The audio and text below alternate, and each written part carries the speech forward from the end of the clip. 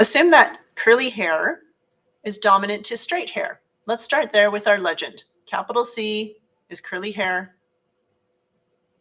And I'm going to write little c with a line over it to indicate that it is lowercase and it's recessive, and that's the straight hair.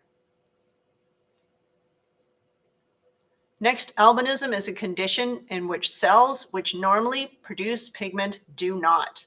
A person with this condition is called an albino. The allele for skin albinism, little n, is recessive to the normal allele, capital N. So capital N is normal, or having no albinism, and little n is albinism, having no pigment.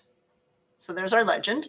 Next, a woman with curly hair and albinism. So curly is dominant.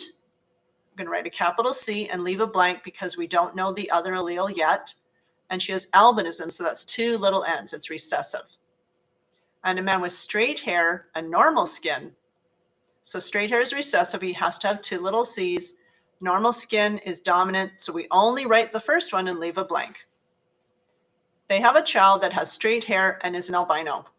So the child has two little c's for straight hair and two little n's for albinism. Now we can fill in the missing alleles on the parents using the child's genotype.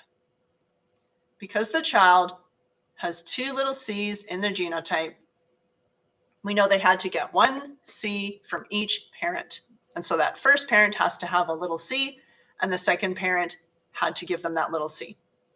Next, they had to get one little n from one parent and the other little n from the other parent. And we are done.